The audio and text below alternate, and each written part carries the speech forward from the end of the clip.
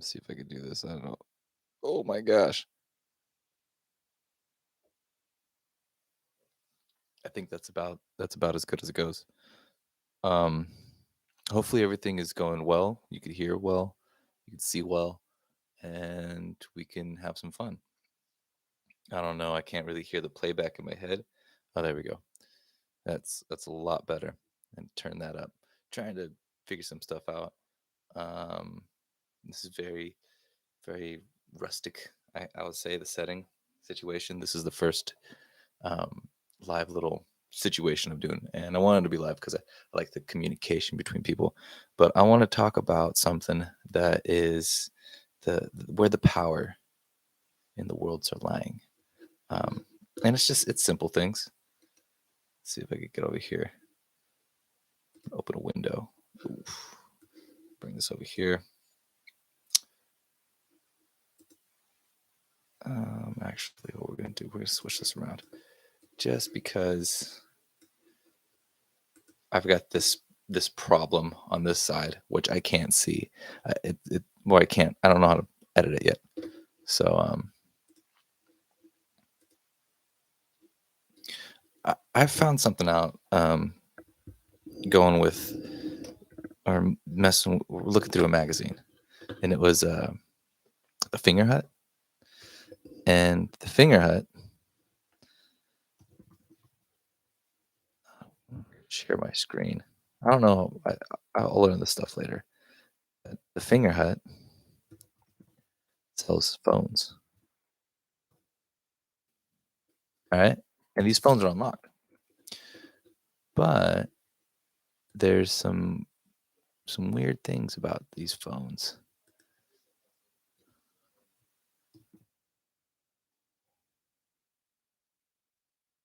You go to unlocked phones, right?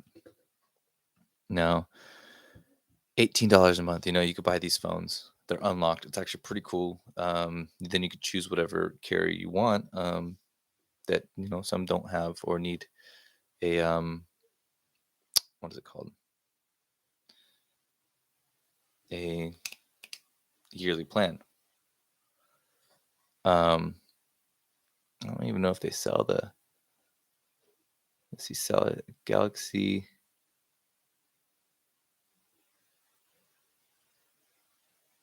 S21 smartphone. That one's $1,000. Okay, so they do get up pretty pricey. Um, but the interesting thing is about it when you go into these phones. I'll click on the pricey one. Um, is when you go down and you read it. It says will not work with Sprint, Verizon, Boost Mobile, Virgin Wireless, or any other CDMA network. So hearing that, I was like, what is this CDMA? What is this network that it will only work with? Um, and so I did some I let's see if I pick this up a little bit more. I could see now that it's it's showing me how much is going in there, how much is in the mic, which is good. And I want to turn up. See what happens right here. Okay. It doesn't. It says I'm not clipping, so I'm gonna believe that. Hopefully, I'm not clipping. Anyway, CDMA network. What is a CDMA network? That's what went in my head. It won't work with those. Let me read it again. Yeah. So it uses the GSM networks in the US or GSM network around the world. So Sprint, Verizon, Boost Mobile, Virgin Wireless, they're part of CDMA. Sorry, CDMA. I've been saying this completely wrong. Um, so what is CDMA? CDMA versus GSM. GSM stands for Global System for Mobile Communications. One of the biggest difference between these two systems is that GSM phones use SIM cards to link a particular phone with its network, while CDMA phones do not require a SIM card because the phone itself is linked into the network. So they're using these systems, SIM cards, to be able to choose which network it goes to. Um, that's the biggest difference. One is already connected, and the other one uses a SIM card. But besides that, what had my curiosity was that they're the same thing, you know? If we go down to here, CDMA versus GMS, what's the difference? Two basic this is written by Sashka Segan on PCMag.com. And so he goes, it's time to walk away from your old CDMA and GSM, two technologies in their 20 light years. No matter how much you love your old phone, you need to move to 4G or 5G. And this is what the towers are going for. But the thing is that's strange because as I'm looking at this, he's saying we need to move away um, from these phones. But I'm not. I want to see. Let's read. Two basic technologies in mobile phones, CDMA and GSM, represent a gap you can't cross. They're the reasons you can't use old AT&T phones on Verizon's network and vice versa. But what does CDMA versus GSM really mean for you? CDMA, Code Division's Multiple Access, and GSM, Global System of Mobiles, are shorthand for two older radio systems, also known as 2G and 3G, used in cell phones. We first published this article in 2012 and kept it updated throughout the 2010s, when it is important to know the difference between these two technologies. But in 2021, it's absolutely time to get off of CDMA and GSM. Those networks are going away. If you have an old phone that only uses 3G or 2G or 3G, you need to get a 4G or 5G phone. So AT&T apparently has shut down these networks. T-Mobile was shut down in April 2022. So AT&T is going to be done by 2022. T-Mobile 2022. And that there's the 3G GSM and the UTMS. Verizon will shut down the 3G CDMA. So they're moving away from these towers apparently.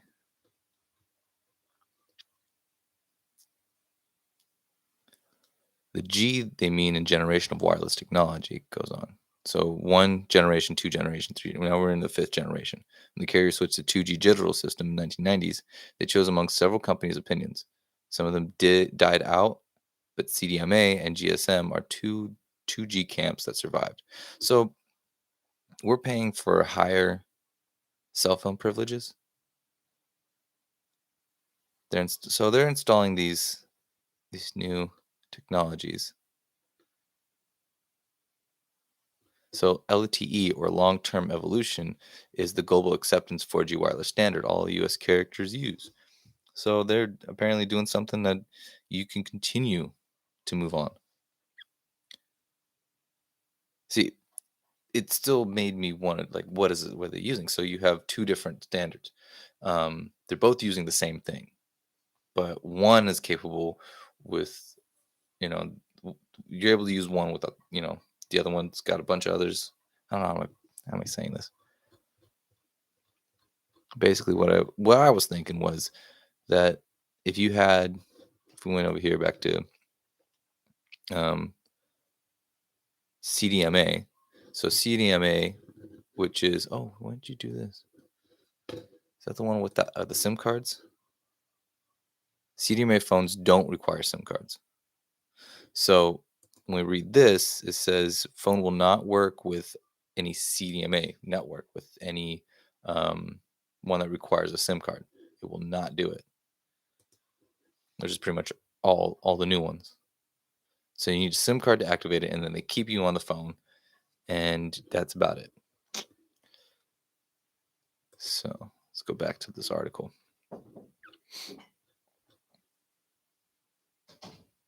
5G. Now, carriers are installing 5G, which, after a few false starts, will be a single global standard called 5G NR. 5G isn't terribly mature yet. In fact, we recently spotted carriers telling their own subscribers to turn it off if they weren't thrilled with it. But 4G LTE is very mature now, and if you're still on 2G or 3G, you should have no concerns about upgrading to 4G compatible phones. So, this is interesting because we're paying a lot of we're paying for a lot of them to mess around. Um, you go, they're selling us this. Go, you need 5G. You need to do this.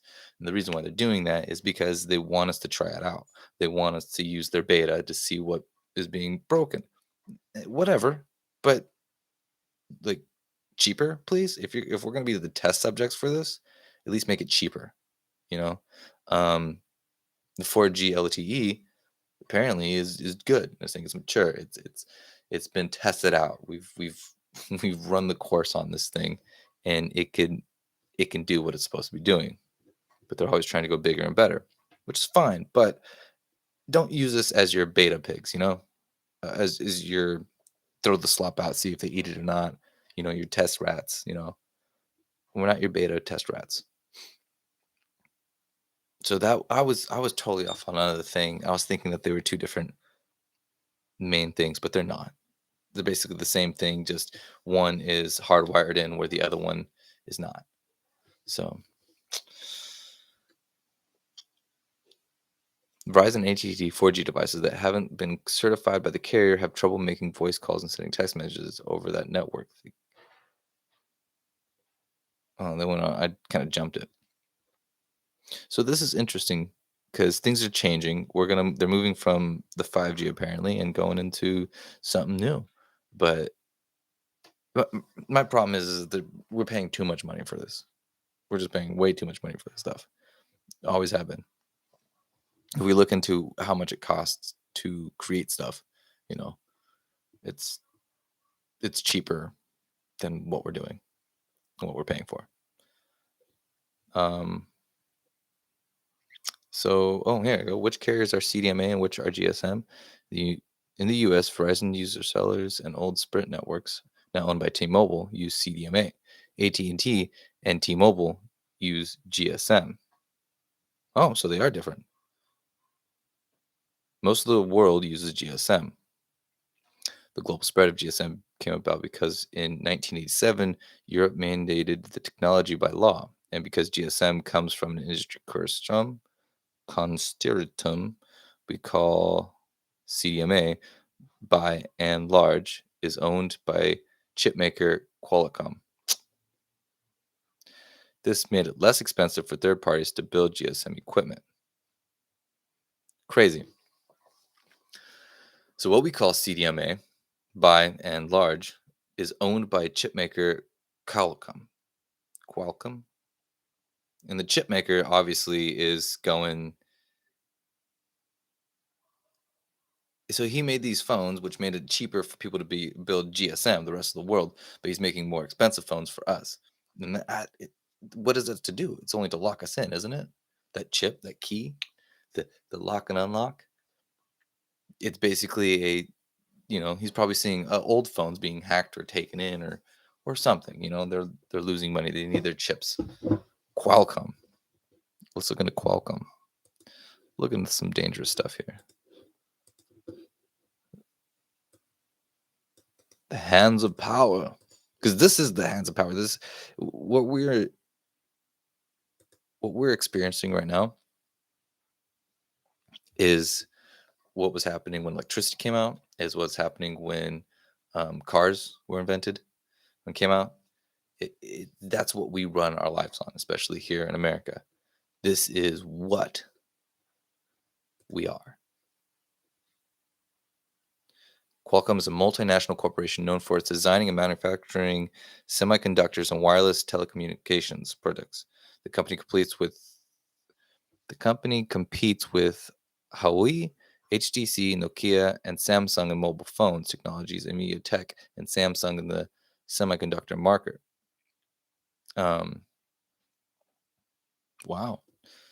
So Qualcomm.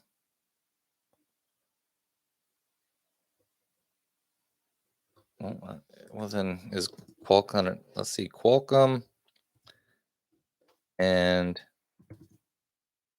Apple.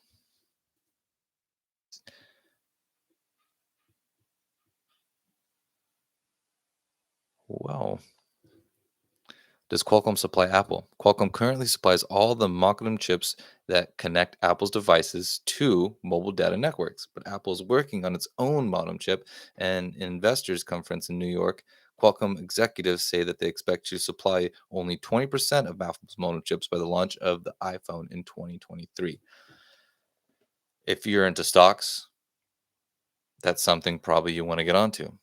Um, I shouldn't support stocks. Stocks is bad. It's basically gambling. But all I'm saying is this right here is a changing this when we use the Apple products and the Apple phones, they are very good at having you buy another $1,000 phone next year consistently.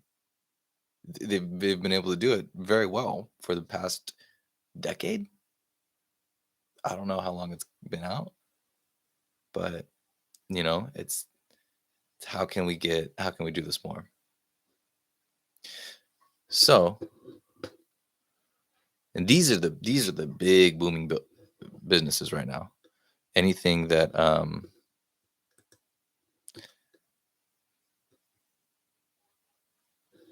Kia, Samsung, these companies right here creating these conductors and the chips and just basically your processing units. Yeah, they do a lot of stuff. So let's look up Qualcomm net worth.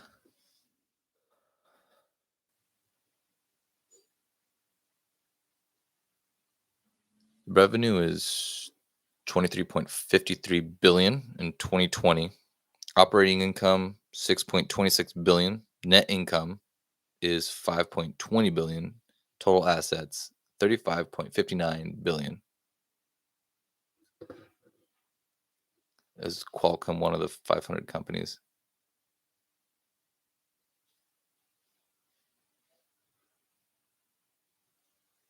Yeah, 126.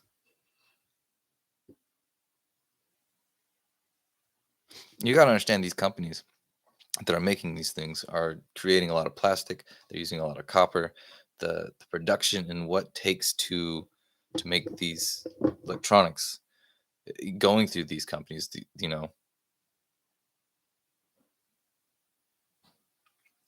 that's that's where a lot of our stuff's going. Um, a lot of money is in that, and they just want to continue building stuff. But everybody's looking at the faces. Who's the faces? Bezos. Jeff Bezos. Um, what's his name? That bought Tesla. You know, you know, the entrepreneurs. But nobody's looking at the small print.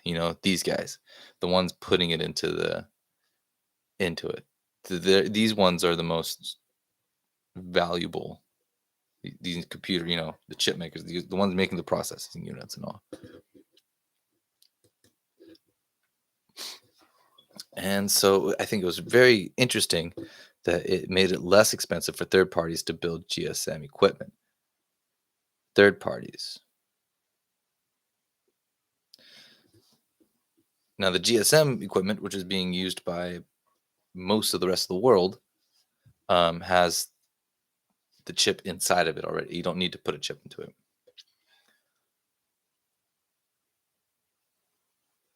So the question and it goes on. So why did so many U.S. carriers go with Cdma? Timing. When Verizon's predecessors and Sprint switched from analog to digital in 1995 and 1996, Cdma was the newest, hottest, fastest technology. It offered more capacity, better call quality, and more potential than the GSM of the day. GSM caught up, but by then those carriers' paths were set.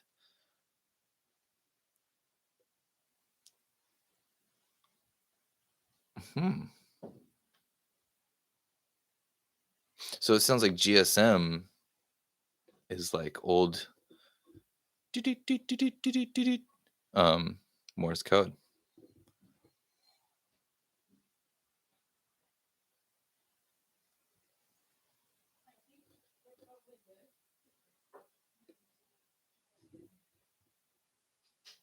Hmm. CDM requires a bit more processing power. It's a code division system. Every call data is encoded with a unique key, then the calls are all transmitted at once. If you have calls one, two, and three in a channel, the channel would just say the devil's number. The receivers each have the unique key to divide. Hmm. So the pulsing of the time division signal created in the notorious GSM buzz, and the buzzing sound whenever you put a GSM phone near a speaker, that's mostly gone now because 3G GSM, as I'll explain, isn't a time division technology. Man, code divisions turn out to be more powerful and flexible technologies. So 3G GSM is actually a CDMA technology called WCDMA or wideband CDMA or UMTS, Universal Mobile Telephone System. WCDMA requires wider channels than the older CDMA system, and as the name implies, but it has more data capacity than I'm assuming the GSM. GSM is actually the only formal name for the 2G system, but the name is also widely used to refer to any technology on the GSM path and approved by the same industry body. So I'm referring to WCDMA as 3G GSM so people don't confuse it with the separate 2G CDMA. Let's just throw some stuff out there. I don't know if you've ever seen Good Morning Vietnam, but it kind of feels like that. Since its interception Since its inception, GSM has evolved faster than CDMA. WCDMA is considered the 3G version of GSM technology. The 3GPP, the GSM governing body, has released extensions called HSPA, which have sped GSM networks up to a fast 42 BMS, beats per minute seconds, at least in theory. Megabytes. Sorry. I, I got lost in that. So they're still using GSM but they're trying they're trying to keep up um with what has came out, the CDMA or whatever, which is interesting. It's like why not move on? But is it where does it keep people? What is better? If most of America is using the other quality, maybe is it better? We're just guinea pigs for everybody else. Everybody's like, let's just kind of keep it cool over here, and they're not gonna go along with the bull crap.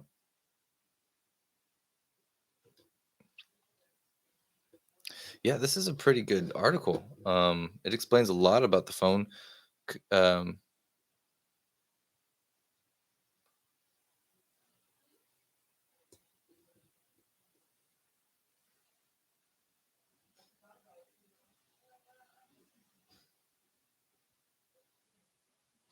yeah.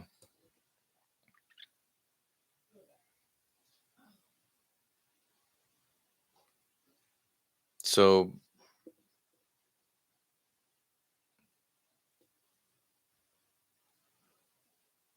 LTE is kind of the way to go. The other ones are just gimmicks. So if you're gonna buy your phone, which is interesting, I still think that it could be cheaper. I just don't like that. These guys are making so much money.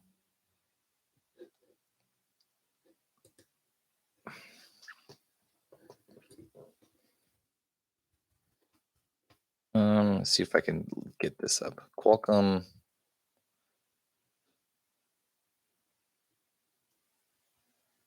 What would it be worded as? Basically, how much Qualcomm spends in making its parts.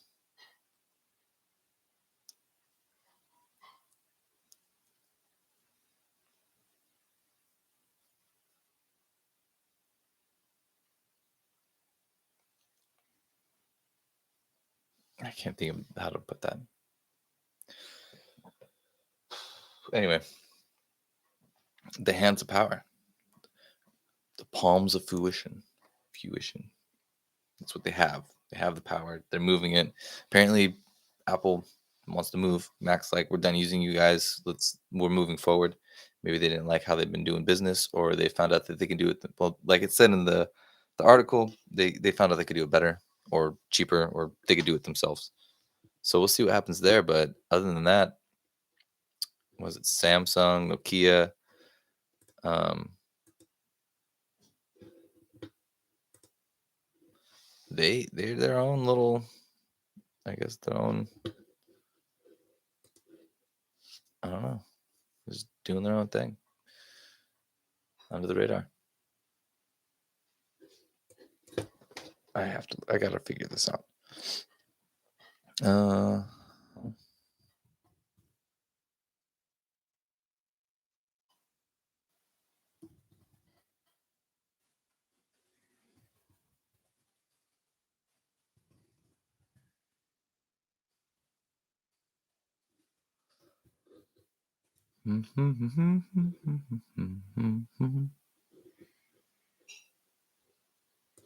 okay, let's try that.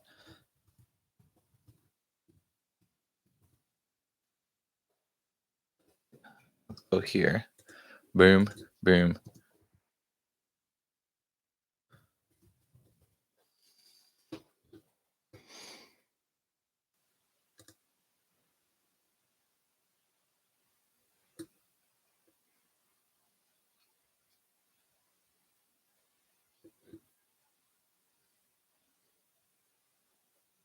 It says Intel's average cost for making a chip comes to $40. The Pentium 4s can sell up to $637, but you can make it for $40.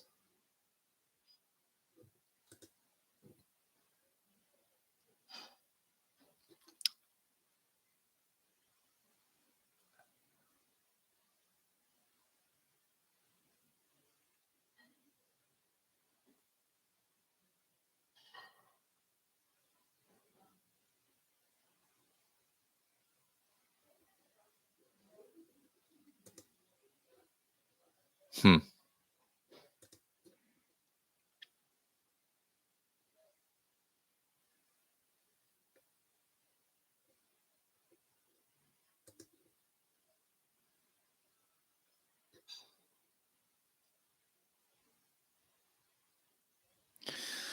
Yeah, it's we're just spending a lot of money for something that can be made pretty cheapy.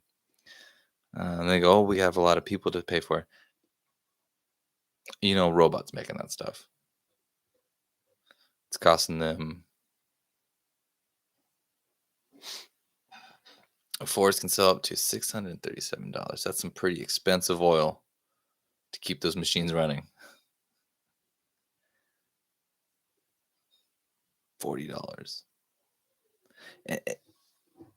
$40 for a chip to make it. That's crazy. $637. So who's really controlling the future over here? Cars are gonna be outdated. Electronics are gonna keep going. They're gonna start charging for copper. You're gonna be stripping for copper. You're gonna be killing people for copper. Anyway, hope this was interesting. Hope you have fun. Have a good night. I'm gonna end it now, and